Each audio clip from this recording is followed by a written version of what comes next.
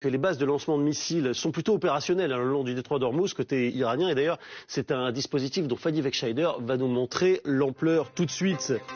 Il a moins souffert, Fanny, manifestement, le dispositif américain que ce qu'on croyait au début. Oui, bien moins que ce qu'affirme toujours l'administration Trump.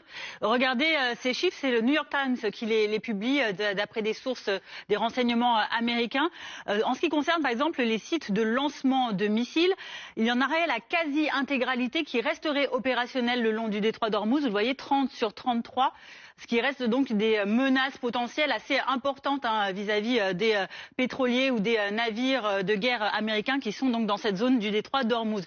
Si on dézoome un petit peu et qu'on regarde les lanceurs de missiles eux-mêmes, là aussi cet article donne ce chiffre de 70% de lanceurs de missiles qui seraient toujours opérationnels dans tout le pays à l'heure actuelle. Idem, un cran en dessous pour les missiles eux-mêmes, 70% opérationnels, quasiment l'intégralité du stock de départ, d'avant-guerre. Il s'agit principalement cette fois-ci de missiles balistiques, ceux qui sont envoyés propulsés pour une grande partie de leur trajectoire hors de l'atmosphère avant de retomber sous le poids de la gravité et avec parfois des portées de 1000 km. Ils peuvent donc être des menaces pour les autres pays du Moyen-Orient, de la région. Ce sont bien moins des missiles balistiques qui, eux, restent dans l'atmosphère pour trouver plutôt des cibles terrestres ou navales.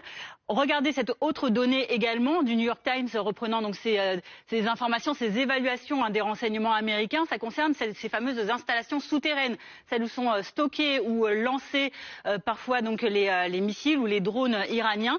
Vous le voyez, 90% de ces sites sur tout le territoire seraient de nouveau aux mains de l'Iran à l'heure actuelle, en tout cas au début du mois de mai lorsque les évaluations ont été faites. Des sites donc toujours opérationnels, partiellement ou totalement, c'est ce qu'affirme donc ce rapport qui montre que finalement les capacités militaires iraniennes semblent encore très menaçantes, très présentes, ce que contredit toujours donc l'administration Trump.